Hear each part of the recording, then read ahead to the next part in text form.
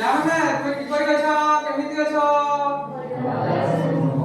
ID ଆସିছে ତ ଠିକ ଅଛି ତାହେଲେ ଷ୍ଟାର୍ଟ କରିବା ଆମେ ଗତକାଲି ଆମ ସାହିତ୍ୟ ସିନ୍ଧୁ ବହିର କୋଉ ଟପିକଟା ପଢିଥିଲା କହିଲ ସର୍ବଂ ସହା ମାଟି ତ ସର୍ବଂ ସହା ମାଟି କହିଲ ସର୍ବଂ ସହା ମାଟି କବିତାର କବି କିଏ ଯେ ଜାଣିଛ ହାତଟାକ ମହାନ୍ତି ସର୍ବଂ ସହା ମାଟି କବିତାର କବି ହେଉଛନ୍ତି ବିଦ୍ୟୁତ ପ୍ରଭା ଦେବୀ ଭେରି ଗୁଡ୍ ସିଟ୍ ଡାଉନ୍ ସର୍ବଂ ସହା ମାଟି କବିତାର କବି ହେଉଛନ୍ତି କିମ୍ବା ନାରୀ କବି ହେଉଛନ୍ତି ବିଦ୍ୟୁତ ପ୍ରଭା ଦେବୀ ଠିକ ଅଛି ତାଙ୍କ ରଚିତ କେତେ ଗୁଡ଼ିଏ କବିତା କିମ୍ବା ସାହିତ୍ୟ କୃତିର ନାମ କୁହ ଯେ ଜାଣିଛ ହାତଟା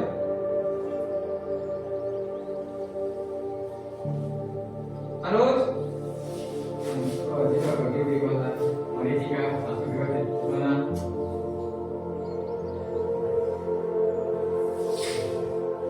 मरीचिका बिहायसी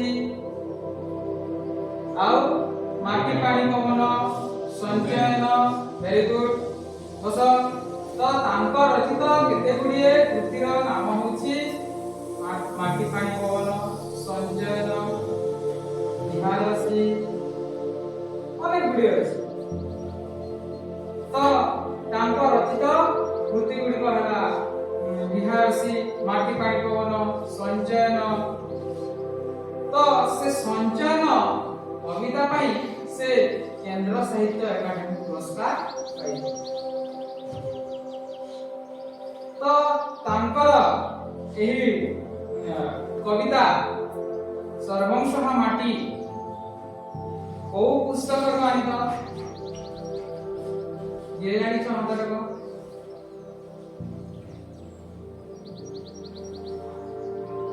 कमलता कह ସର୍ବଂ ସହା ମାଟି କବିତା ଇ ମାଟି ପାଣି ପବନ କବିତା ପୁସ୍ତକ वेरी गुड तांकर एही कविताटी माटी पानी पवन कवितारू संग्रहित किबा आनित तो आमे पढिथला कवि परिचय विषय रे तांको विषय रे आमे अनेक किछि जानिला तो आज आमे पढिबा तांको रचित सर्वं सहा माटी कविता कवितार गायन शैली बहुत सुंदर तांको लेखा मध्ये बहुत सुंदर बहुत साधारण शब्द गुड़ाक व्यवहार करिसंती जद्वारा कि पाठक माने बहुत सुंदर भाव बुझी पारे हम पढिबा इतो बोलिबा मु प्रथमे बोलुची तापरे मु बोली सारिला परे तुमे माने मथा बोलिबा सरबसाणी मासी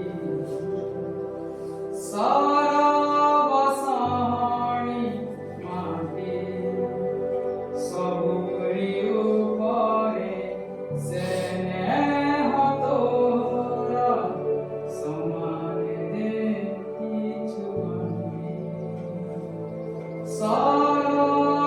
सरबसाणी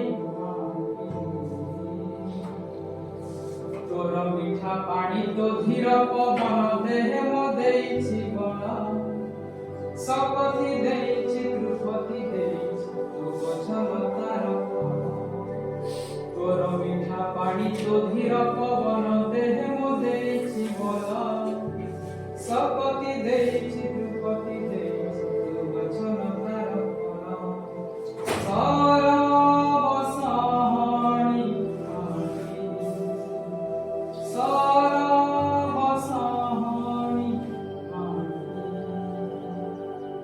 तो हमें बेसी बेसी जीवानी हमें गोटिए पंक्ति को जीवा बेसी पंक्ति हम पढ़ी देले हमें भलरे बुझी पारिबानी सेति पय हमें कम कम जीवा सो पिला माने तुना माने एबे गाई की देखो सुंदर भाव रे तार ध्यान से बहुत सुंदर उच्च कोटि रो कहले चला समस्त एका संगे गाइबा तो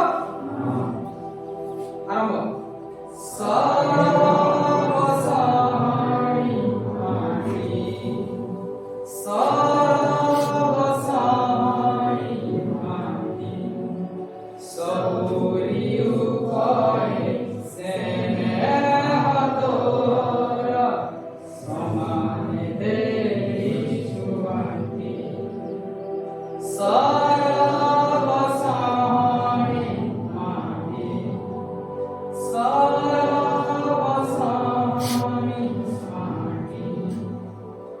तोर मिठा पाड़ी तो धीर पवन देह मो देइछि बड़ा सपति देइछि द्रुपति देइछि तो गछलतार फल तोर मिठा पाड़ी तो धीर पवन देह मो देइछि बड़ा सपति देइछि द्रुपति देइछि तो गछलतार फल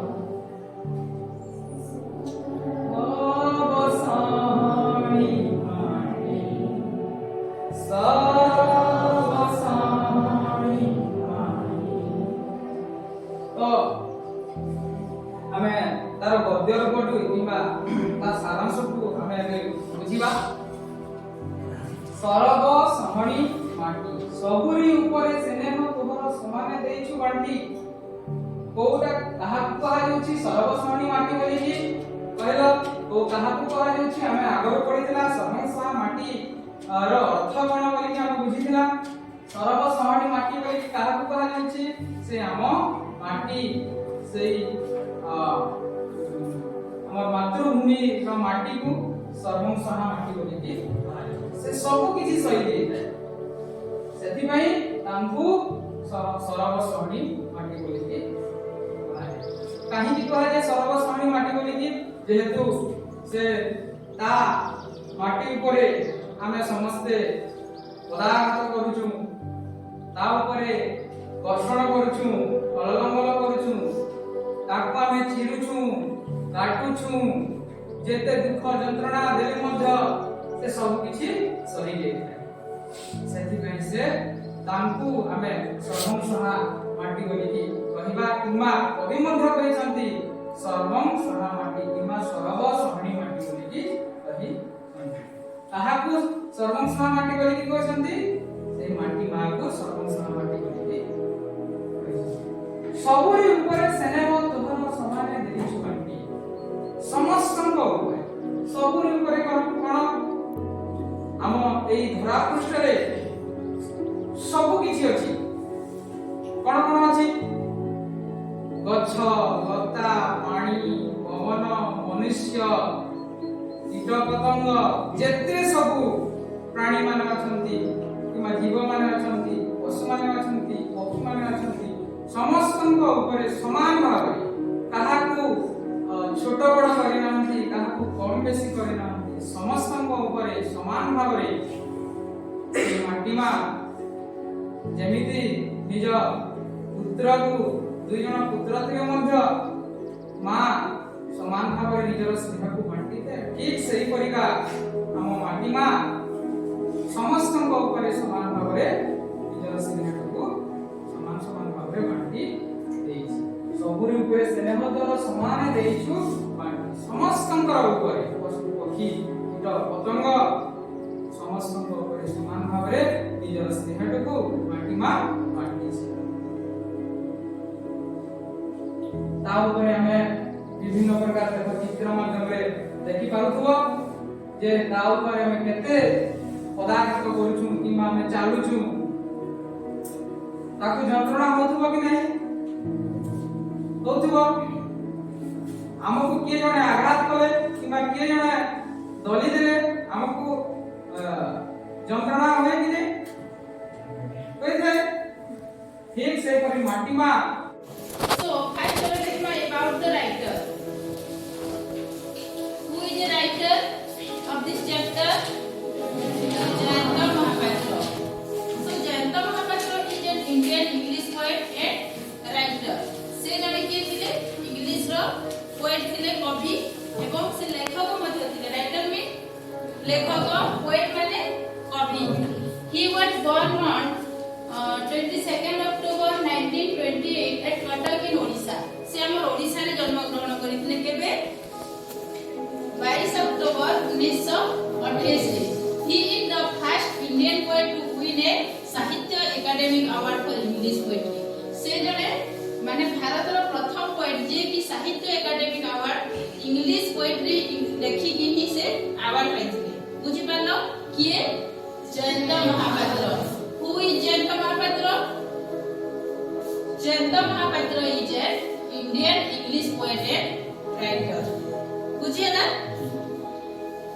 He is the author of the poems such as Indian Summer and Hunger, which are regarded as classic in modern Indian English literature. से आहुरी मध्य इंडियन समर एंड हंगर कहि कि कोन लिखिथिले पोएम्स लिखिथिले किए जयंत महापात्र। नेक्स्ट हमें देखबा what do you know about superstition. Meaning of superstition. Superstition अर्थ काने अंधविश्वास। तो देखमा हमें actually the term of Odisha रे सुपरस्टिशन का हमें काना कहि कि यूज करू छु। So the class will be divided into 4 group. हमें एक्चुअली पाठ अनुसार चारटा ग्रुप रे डिवाइडेड करबार କଥା। फर्स्ट होचे group 1 will collect two stories that talk about superstition. तमर भितरे 1 2 3 चारटा ग्रुप हेबो हला 1 2 3 करबो 2 1 2 4 1 2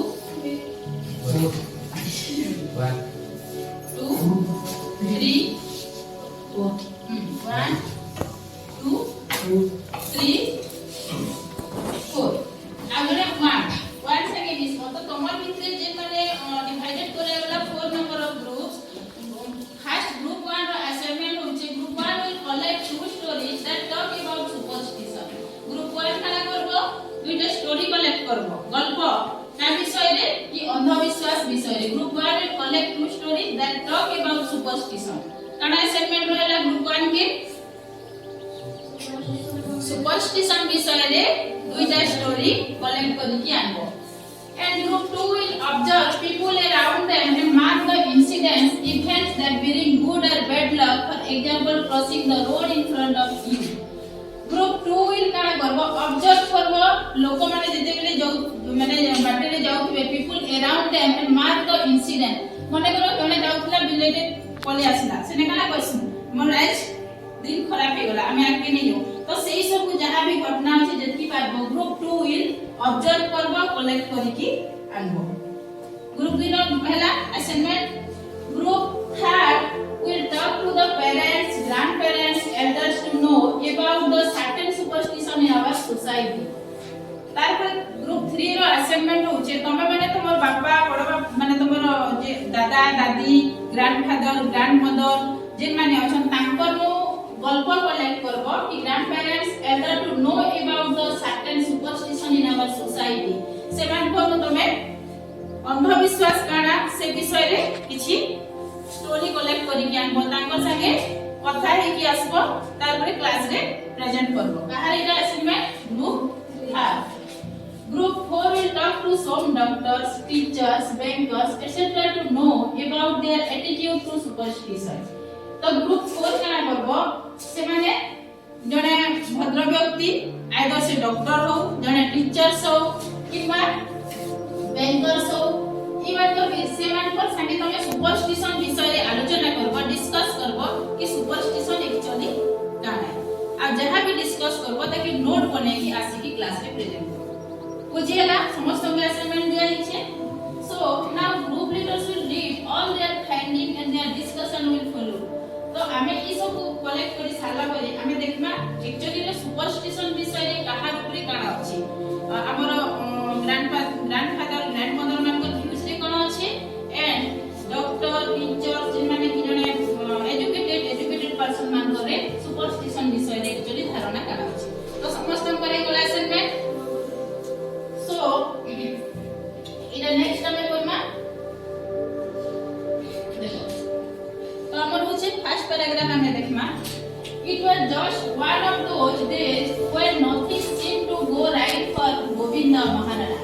Once again, there was this unhappy incident which kept bothering him.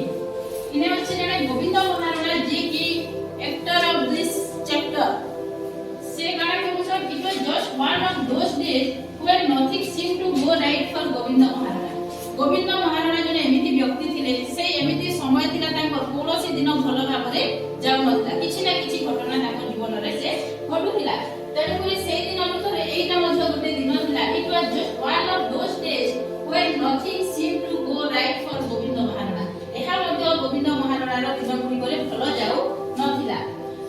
once again there was this unhappy incident which kept bothering him. पुणी आउ थरे एमिति गोटे इंसिडेंट हला जहा कि ताकू व्यस्त विव्रत करि देला. बोथरिंग माने काना व्यस्त करि देबा. जाई छ त